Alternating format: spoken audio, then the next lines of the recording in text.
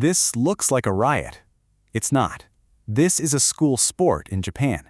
300 players, 2 teams, 2 minutes, 1 pole. And if your team can force that pole down far enough, you win.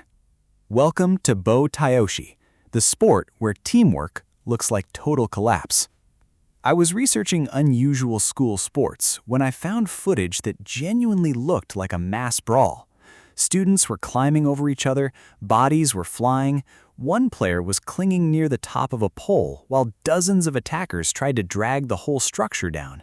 And the strangest part, this was not a fight that broke out during a school event. This was the event.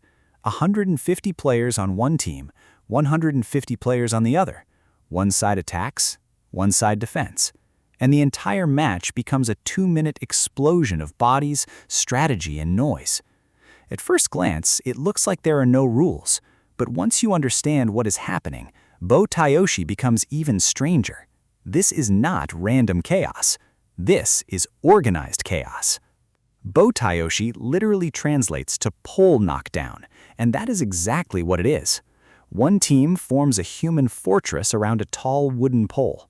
Some players lock themselves around the base, some form a protective circle, some block attackers before they can reach it, and one player climbs near the top. That player is the rider. The other team starts from the ground. Their objective is simple: bring the pole down to the winning angle. In the best-known version, they do not need to flatten it completely. They need to force it down far enough, usually to around 30 degrees. That is the entire sport. 150 defenders and attackers on each side, 300 people moving toward one objective, 2 minutes to either protect the pole or collapse it. And here's the part that makes Bo-Taoshi so much better than just a crazy sport. It only looks random. Underneath the chaos, every player has a job. Bo-Taoshi looks like 300 people losing their minds, but once you understand the roles, the chaos starts to make sense. The attacking team is not just charging randomly. Some players form a scrum, a moving human wall designed to launch teammates forward. Some become chargers, sprinting toward the pole and trying to climb. Some attack low, trying to break the defense from underneath. And some become human ladders, climbing over teammates, rising higher and higher until they can reach the pole at its weakest point. The defenders are just as organized. Some hold the pole upright, some form a protective circle, some move freely as blockers. And above them all is the rider, one player clinging to the pole, waiting his shift, shouting instructions, and trying to stay up.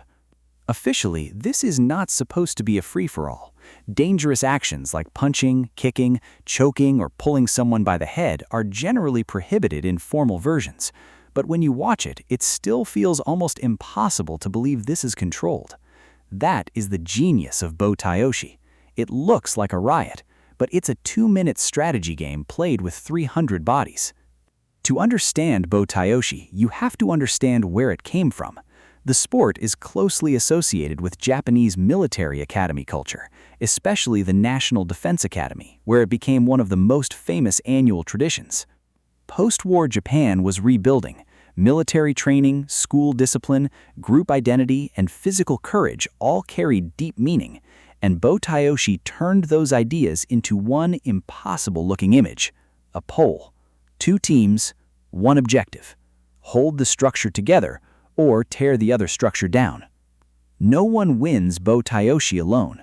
The rider survives because the base holds, the pole holders hold, the circle protects, the blockers crash into attackers. The whole team becomes one structure, and the attacking team has to become one structure too. The scrum moves together, the chargers launch together, the climbers rise on the bodies beneath them. From far away, it looks like chaos, but up close, it's a battle between 2 human machines. One machine trying to stay upright, one machine trying to bring it down.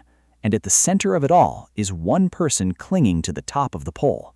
For 2 minutes, his job is simple: do not fall, do not let go, do not let the pole drop. That is Bo-Taoshi, not a riot, not random violence, a 2-minute test of whether a group can become one body. And at some point, I want to stand beside that pole and feel what 300 people, one objective, and 2 minutes of organized chaos actually feels like. That's where this is going. If Bo-Taoshi surprised you, there are more where that came from. Subscribe.